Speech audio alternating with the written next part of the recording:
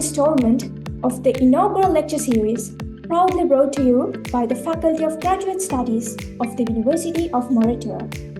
As we gather here for this 35th inaugural lecture, we continue the tradition of celebrating knowledge and innovation in diverse academic fields. To officially commence today's proceedings, I now invite Professor Udayangani Kulathunga from the University of Moratuwa to introduce our professor for the day, who will be Professor Menaha Thayaparan from the Department of Building Economics of the Faculty of Architecture of the University of Moratuwa. Good afternoon, everyone. It's my great pleasure to introduce Professor Menaha Thayaparan for her inaugural lecture. Actually, I met Menaha in year 2000 as an undergraduate of the Department of Building Economics. Even though I knew her during her undergraduate studies, when she came to do the PhD at University of Salford, we grew so many things together, supported each other in terms of our academic lives as well as our personal lives. So all this time, she has been a great motivator, supporter, not only for me, but for all our colleagues overseas as well as in Sri Lanka.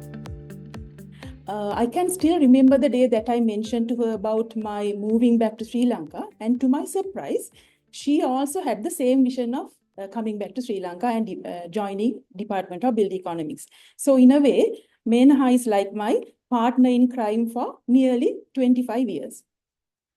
Now I will quickly look at the highlights of Menaha's academic career.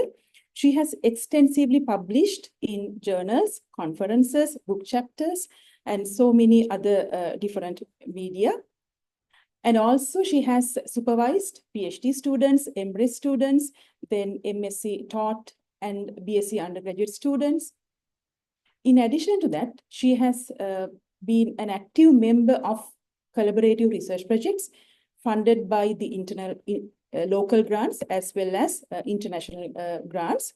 And currently, she is the director of Faculty of Architecture Research Unit and then director of Center for Disaster Risk Reduction at University of Moratuwa, member of the Senate Research Committee, then a student counselor of University of Moratuwa, and also executive committee member of University of Moratuwa Teachers Association.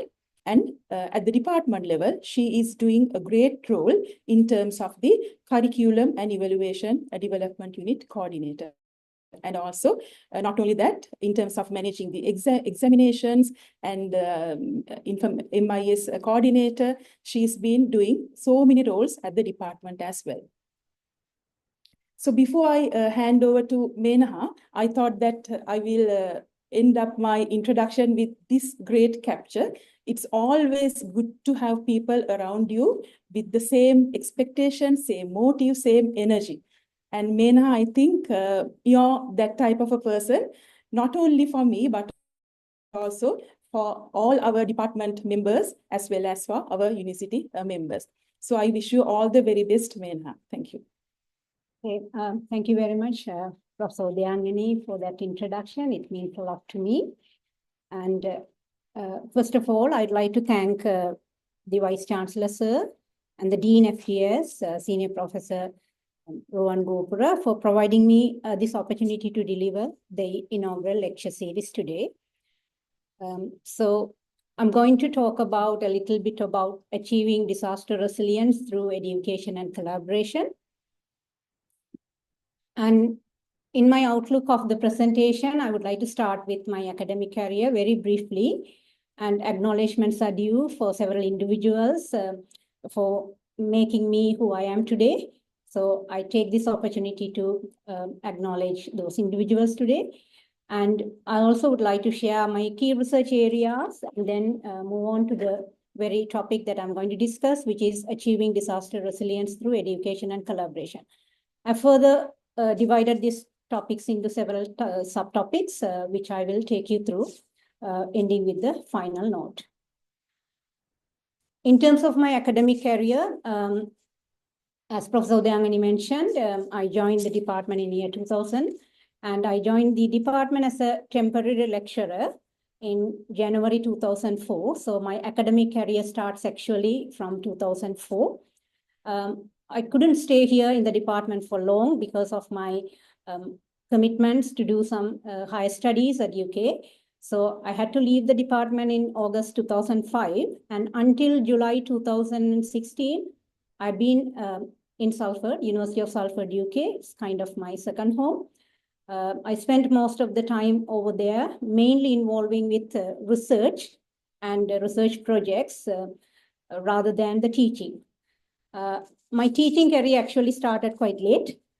Since August 2016, I started my career as a full-time senior lecturer in quantity surveying at London South Bank University, UK. And I served there for a couple of years and then came back to my very own department since September 2018. It is not a sudden decision. It was a long planned decision, which me and Udayangani has discussed several times. So we had to one day come back to the department and serve. And I'm here today. So my acknowledgements, I'd like to start my acknowledgement with my primary and secondary teachers who laid the basic foundation of education to me. And then all the lecturers at the Department of Building Economics who have given me the undergraduate knowledge, which actually created a lot of knowledge and inspiration to work as a quantity surveyor and also as an academia teaching quantity surveying related subject. So when I joined the department as a staff member in 2004, the staff at the department welcomed me and supported me in every possible way to achieve my career aspirations. And even though I'm away from the Department of Building Economics for more than a decade, when I joined back, I actually did not feel any difference at all. The way they treated me, welcomed me. So it shows actually the strong culture of the building economics family that we preserve over the period of time. And my thanks are also due to the University of Salford, where I spent most of the time.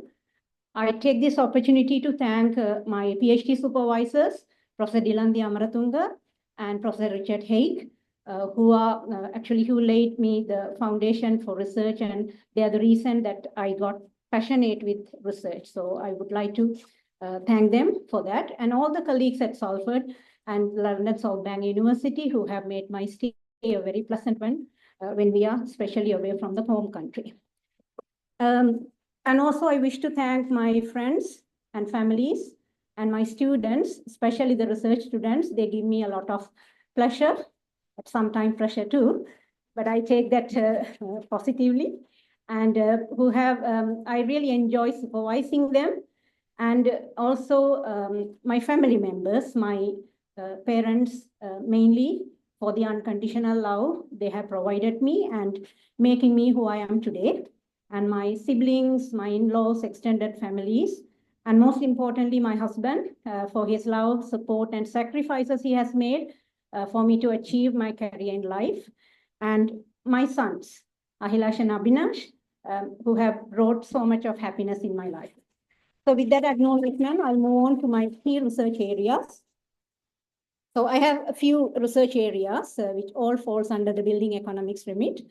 Women in construction is where I actually started my research, because my PhD, I think only my PhD in women in construction, because of tsunami, which happened in 2004, our research focus all of a sudden changed into disaster resilience. So since then, all my research interests were quite transformed or shifted away from what I started. And my main focus has become the disaster resilience.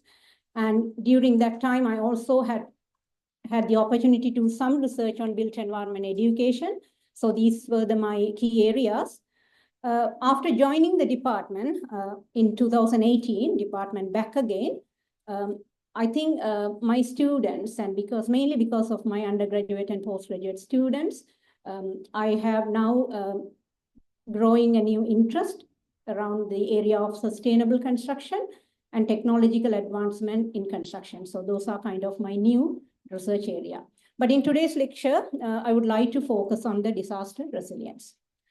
I would like to start with the global challenges when we talk about the disaster resilience, because if you can see the global challenges, there are several challenges identified here across the globe. And also you can see all these challenges are interconnected to one another. So the first and foremost challenge is mentioned as sustainable development and climate change, where you can see it is almost connected to all other challenges. So if we can address the sustainable development and climate change up to a certain extent, I think we can easily address the other challenges as well. Because climate change is one of the problems in the current world, as we all can witness, the increased number of disasters, both in terms of intensity and frequency. I was trying to show some pictures to you about the disaster, so I was just Googling it. So any disaster that you name it, you can find a disaster that happened in last month or few months ago. So that's how the world is now changing. So I brought you a few pictures here. So the flood, there was a deadly flood in Argentina, March 2025, very recently. And in Sri Lanka also, I have particularly chosen this 2024 because it happened after 65 years. In Northern East, we did not face that kind of a flood for a few good years. And if you look at the landslides, yeah, I could bring the Chinese landslide as one of the key landslide in February. And earthquakes, some deadly earthquakes in Taiwan, Japan, and Turkey. And volcano. So volcanic eruption is, we don't consider that as a disaster because usually the volcanoes are situated very far away from the livelihood. But still, when you read the news about the Congo volcano in May 2021, it actually damaged several villages because the lava run through several paths. And so it can cause a disaster as well. Wildfire, which started in Texas, I think California, it spread to California and also to Canada. So it took a very long time for them to put off the wildfire in USA last year. And in Australia, there was a deadly wildfire in December 2019 as well. So if you look at all these natural disasters, you can see how severe we have to think about. It's high time that we have to think about the disaster resilience as a remedy in order to address these natural disasters. But I would like to ask you whether are the natural disasters really natural? Okay, so we always try to put the blame on the nature. I believe that hazard is natural because whatever the natural phenomena is called a hazard. It can be earthquake, rainfall, storm, volcanic eruption, or whatever. But if you don't have the exposure around that hazardous area, it can be either built environment or human environment. If it is not located near the hazardous area, we don't really bother about these hazards. Okay, so the hazards are anywhere there across the world. As long as you are not exposed to that, we won't call that as a disaster.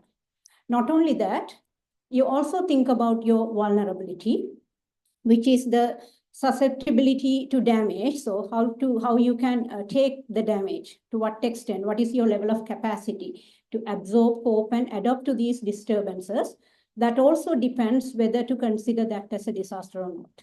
So when the hazard interact with the exposure and vulnerability, that is when the disasters are actually created.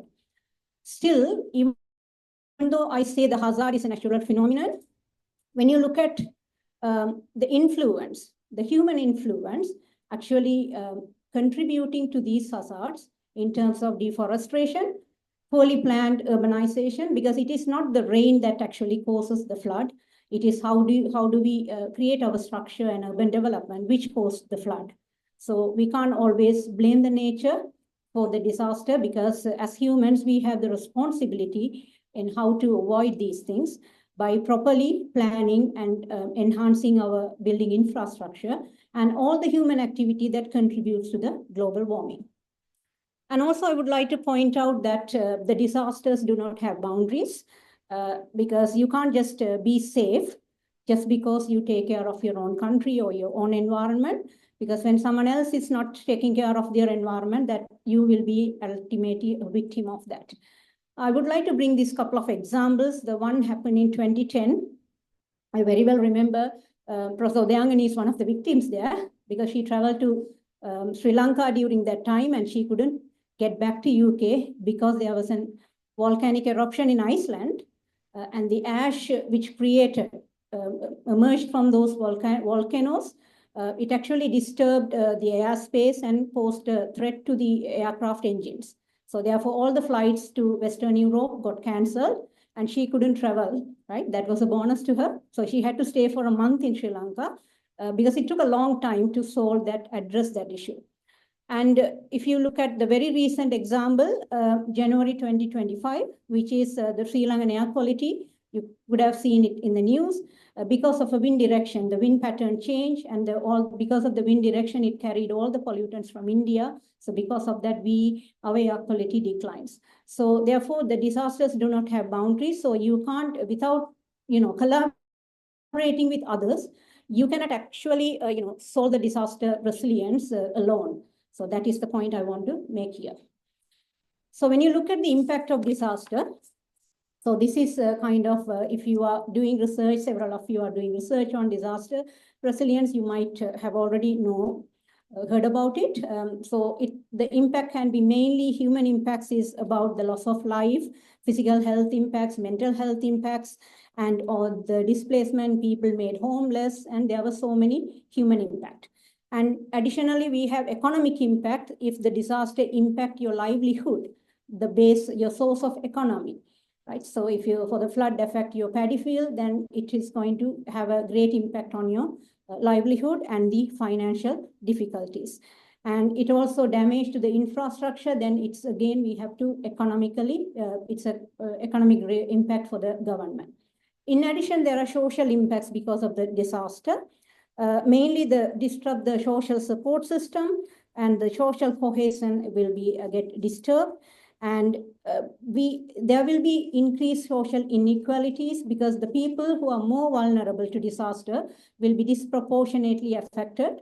If I mean vulnerable, so if you can think of the people with a disability or the people who are elderly who cannot walk fast, at an instant where the evacuation should be happening, everyone is expected to run, but they can't even walk, right? So think about the situation. So when the vulnerable people have more impact comparatively, and also this create an opportunity for the crime and social unrest among the community when there are disasters. Environmental impact is obviously one of the key impact because it destroys the ecosystem. All the natural habitats are destroyed, and we lost the biodiversity, and the pollution is one of the key impact of an environmental impact, which all the water and soil are contaminated with all the disasters.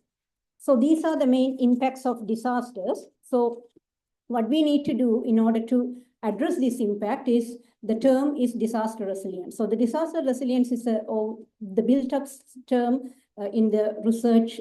If you are doing research on disasters, initially we talk about disaster mitigation, disaster risk reduction, but finally they have come to a term called disaster resilience, which takes a very holistic approach. So it covers everything basically.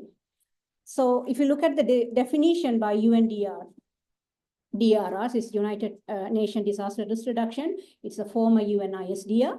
The disaster resilience is the ability of a system, community, or society exposed to hazard to resist, absorb, accommodate, adapt to, transform, and recover from the effects of a hazard in a timely and efficient manner, right? So you can see it talks about the ability of a system that shows your capacity, how you can withstand, or what is your level of capacity to face the disaster.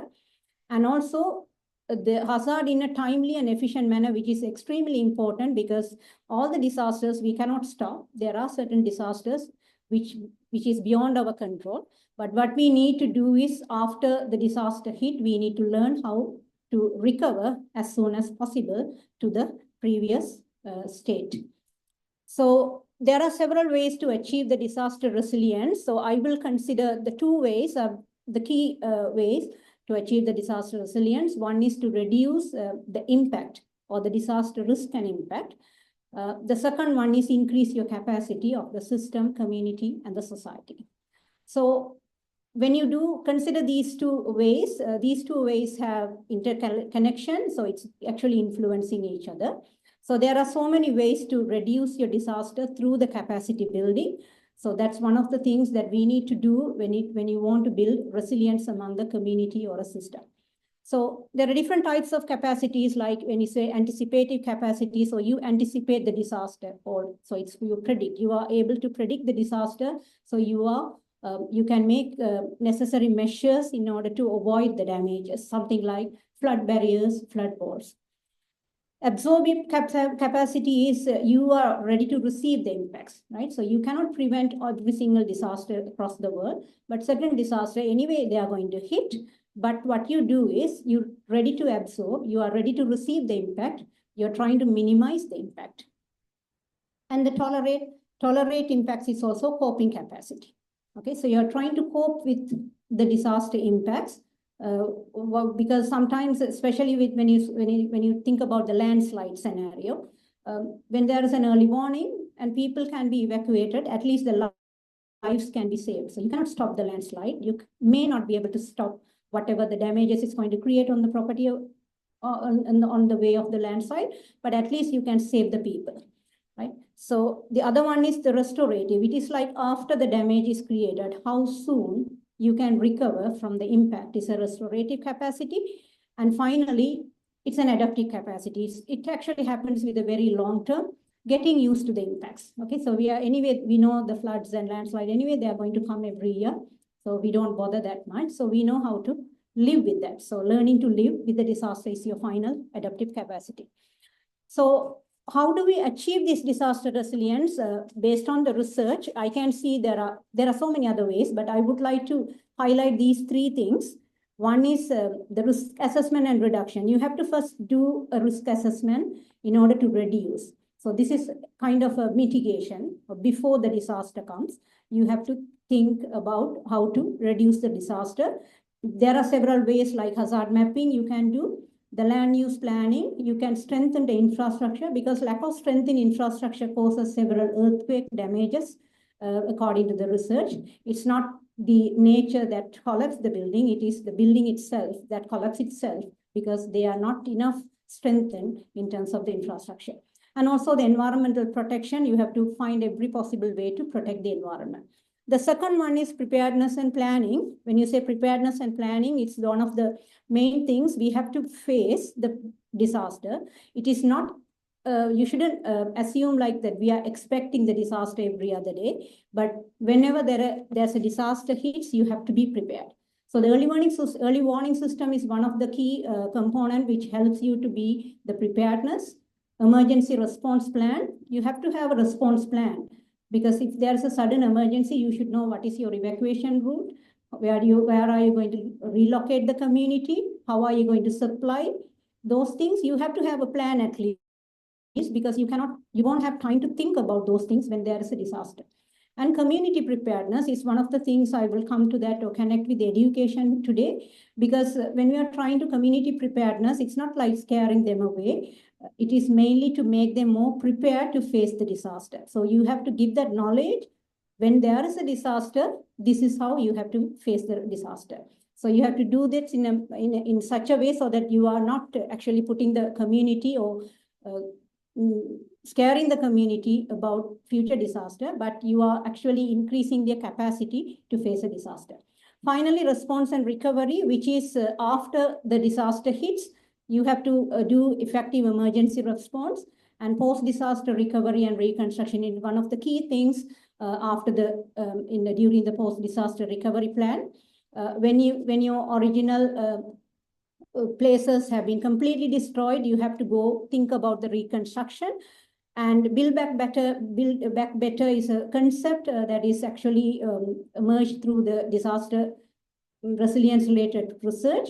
What it says is you have to see the disaster rather than a disaster. You have to see that as an opportunity. So if you want to reconstruct, then you have to go with something better than what you used to have. So these are the three ways to achieve the disasters, and you have to do this at every level. So it's not like it is not only the government responsibility or the community responsibility or individual responsibility. It should be done at every level, like individual, organizational, community, and government. Then only you can go with the holistic approach, and inclusivity can also be ensured if it is happening at every level. Okay, so now I would like to share very briefly some key projects that I have involved.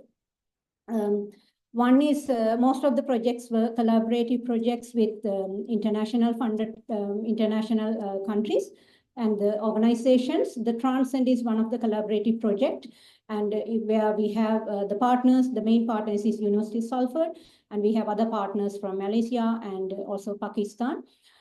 This mainly actually it's promote a participatory approach in order to ensure the sustainability and resilience, and also considering the climate change adaptation. So it's a project which gave me a lot of exposure in terms of, find out what is the risk sensitive urban development. The project is focusing on urban development, and also it has given me the knowledge on technology enhanced stakeholder collaboration as well. The other project is gender and disability inclusion. This project was done in collaboration with London South Bank University and Manchester Metropolitan University. So this project actually developed a stakeholder mapping to understand the relationship between policies, because there is always a gap between the policies and practices. So we mainly looked at the policies that help to improve the inclusivity of gender and disability, especially in the context of post-disaster reconstruction. The other project is about structural measures against natural hazard. This is in collaboration with Northumbria University. So we looked at the existing structural measures in the country, and also conducted the cost benefits of these necessary improvement. What are the necessary improvements to be done?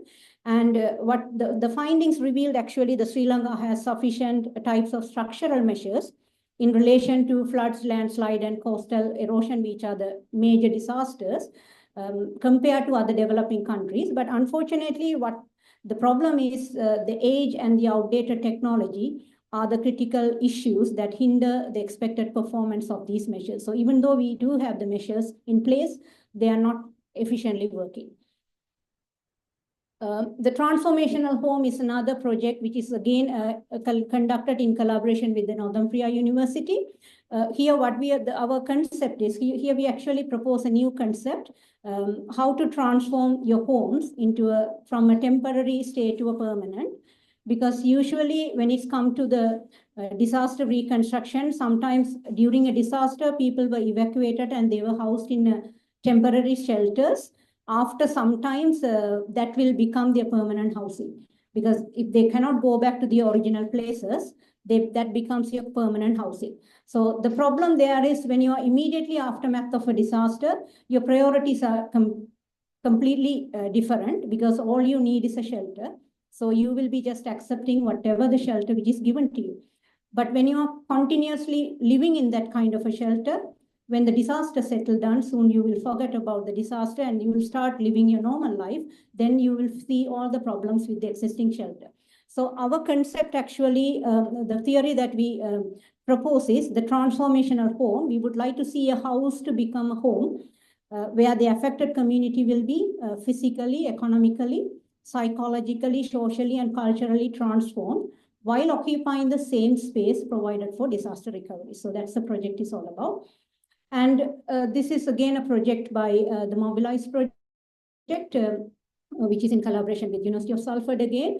It's looking at the user requirements for the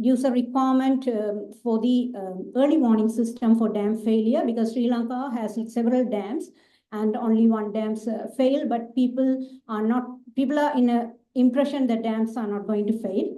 But that is not going to be the case, because this project was initiated at the request of the irrigation department, who are actually managing all the dams in Sri Lanka, most of the dams. So they wanted us to do this project because they see, because of the aging, there is a tendency the dams in Sri Lanka are also going to fail. So if the dam fail, it's creating like an internal tsunami. So the effect is extremely huge. Therefore, we need to take timely measures. So that is why the research is there. And also we looked at another research, again, in collaboration with University of Salford, a framework to support the risk-sensitive urban development. So the risk is, we do several urban development, But when there is a disaster, the urban development fails miserably because it is affected by flood and all. There's no way the rainwater to drain. So we need to find out whether these, when you are developing the urban development, whether they are risk sensitive. Finally, the research, which is a local project funded by the SRC. I've looked at the teaching and research capacity of disaster resilience in the built environment higher education. What we did was we wanted to enhance the current teaching and research capacity of disaster resilience among the university system. So because of the limitation, we focused only on the built environment education, where this research developed a landscape to reflect the current status of disaster resilience education in terms of teaching and research across the built environment disciplines in Sri Lankan state universities. So we developed this landscape already. So the reason I have shown you all these different projects, so I've worked on all of these projects either as a principal investigator or a co-investigator. One of the common barriers in achieving our objective, or two of the common barriers, I would say. One is the lack of knowledge and awareness and education among the professionals and community. And the second is the lack of trust, communication, and collaboration between stakeholders. So across all the project, we have ended up with having these two as kind of a default barriers: lack of education, lack of awareness, and lack of collaboration, right? So the projects that are done in Sri Lankan context, the lack of finances were also one of the barriers, but I did not take it here because most of the projects were conducted as a global context. So these two barriers, so that is one of the reasons I wanted to, align my inaugural lecture today, focusing on education and collaboration mainly. So there is a role of education in disaster resilience. So how do you achieve the disaster resilience through education? So one is the curriculum integration. So there are several ways. I'm going to highlight three key ways to achieve disaster resilience through education. Curriculum integration is something like you integrate the disaster resilience knowledge within the existing curriculum at school level and higher education level, right? So teaching the disaster resilience as a separate subject is not going to work actually. So every subject that we study should incorporate this disaster resilient knowledge. And the teachers are not adequately trained to deliver the DRR education. So we need to train the teachers, and also skills. We don't perform any skills or any drills if there is how to evacuate, or even if there is a fire in the building, how about the evacuation procedure and how do you conduct the risk assessment? So those things are not properly done. The second one is the community-based education, because this is like expand your education beyond the formal schooling and the formal higher education. You educate the community. So maybe you can define the roles to be played by the community leaders or local experts, local governance, how to deliver this disaster resilience education across the community. It is necessary for us to empower the community in order to recognize them and also recognizing them as a participatory stakeholders. So we are always thinking that we are doing the job for the community, but the community should feel they are doing the job for themselves, because it is for the communities, everything is there.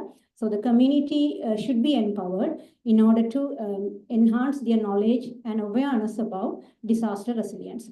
Finally, the public awareness campaign, which also one of the measures or one of the ways we can improve disaster resilience through education. So we can use the media to raise public awareness. Now the social media is one of the things which can be easily reached out. So therefore, you can use that effectively in order to educate the general public about the disaster resilience and awareness. Increase awareness on the climate change and the impact that because of their action, how they are going to damage the environmental and everything can be educated through this by providing consistent message. So that is one part on my. The second part is about the collaboration, which is the collaboration for disaster resilience. In order to achieve the collaboration, achieve the disaster resilience through collaboration, again, I have come up with three key ways. One is the stakeholder collaboration, which we actually found out a very challenging task. because the multi-stakeholder partnership between the government, private organization, academic institutions, and NGOs are not actually happening at the rate it should be happening. So we need to actually increase the stakeholder collaboration. We have to clearly create the roles and responsibilities of these stakeholders, and we have to make it transparent, because building trust among stakeholders is the key for the collaboration. One of the reasons why we don't trust each other is we are not transparent enough. So what we are doing, we don't tell or we don't openly reveal to other stakeholders. When you are more transparent, other people can easily understand you and they can trust you and they can collaborate. Community participation is another way of collaboration, not only the stakeholders, even we don't collaborate with the community, because community are the ultimate end users who is going to realize all the benefits after you do all your projects. Therefore, you need to make sure the vulnerable communities are actively involved in the process of developing those projects. So you have to empower the community to take ownership of their own resilience, because you have to make them understand it is for their own goodness we are doing all of this development. So the community should feel that they have the ownership towards the development. And we have to change the culture and language and cultural barriers between communities. So we do have a culture. If something goes wrong or if there's a disaster, we simply wait for someone else to come and help us. Okay, so we don't take the first step forward to do help ourselves. So rather we wait for someone else to come and take care of ourselves. So that should be changed, and we have to empower the communities to enhance the community participation. Finally, the cross-sectoral collaboration, which is not among the stakeholders, but across different sectors. So even the national and international sectors, academia and industry sectors, likewise, you have to develop policies and legislation to promote this collaboration between the sectors. And effective information sharing and communication is another way of improve the sectoral collaboration. And you have to promote a very holistic approach. So it's going to be a win-win situation for every stakeholder. So everyone will be benefited together in terms of achieving the disaster resilience.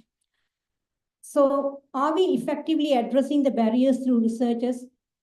This is particularly one of the things I wanted to tell, especially to my researchers community, because we identify a lot of barriers, whether it is undergraduate research or postgraduate research or PhD.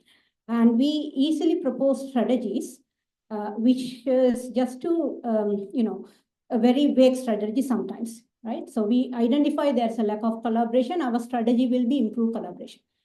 If we say lack of education, our strategy can be improve education. So that is not enough actually, because you need to really dig into that further and to see how we are going to do that. So most of the research, unfortunately, stopped at that kind of a large scale or top level strategy. It is a strategy, obviously, improving collaboration, but how are you going to do that is the one that you need to really research into when you go into the research strategies, when you propose strategies for the problems. So that is one thing I wanted to share here. Okay, with that, I'll take my final note here. We are to initiate the education and collaboration, because I started like education and collaboration. I personally feel there's no better place other than the higher education institution, which can provide education to the society, because we are the knowledge. This is the place where we create the knowledge and share the knowledge. So we can be the best champions to deliver the knowledge across the society. But are we doing enough in order to educate the society, to educate the school children, even educate the higher education undergraduates and postgraduate about this disaster resilience? I doubt that. So we have to initiate the education at the higher education level. And even in the collaboration, I would like to again put the blame on higher education institution maybe. This is again one of the articles that I wrote for Focus magazine in IQSSL AGM. So this article actually, when we wanted to have a collaborations at school level, we all study under the, if you focus on only built environment discipline, I'm not talking about other discipline here. So you all study the physical science stream at school together. And when you go to the industry also, you all are expected to work as one team together, right? In between, when you come through the higher education, that is where we do the division. Okay, so you divide like architecture, construction management, civil engineering, quantity surveying, facilities management, and etc. Right? So, and we blame the industry for the fragmentation, where we do the division. So what I feel is, when you do the collaboration, we should really start the collaboration should be initiated at the higher education level. If you do understand what other professions are doing, if you can clear roles, if you can clearly understand what architects are doing, what is the role played by engineers, and while we are studying at undergraduate level, and if we collaborate with other faculties and interdepartmental, interfaculty, when we graduate and work on the industry, we already know each other and we already know what they are doing. And the fragmentation industry also will be addressed altogether. So that is my final take-home message for all of you. Even if you improve or initiate the education and collaboration, I think higher education institution is the best place to start with. And with that, I'll conclude my lecture series. Thank you. Our heartfelt gratitude to Professor Menaha Thayaparan for that insightful and compelling lecture on achieving disaster resilience through education and collaboration. Your expertise and thought-provoking perspectives have undoubtedly broadened our understanding on this topic. As a token of appreciation for Professor Menaha Thayaparan and her remarkable contribution to this inaugural lecture series, I now invite Professor Yasamita Sandanayaka to present the lecture memento to our distinguished professor for the day. Additionally, I'd also like to invite Professor Thayaparan to accept the lecture memento.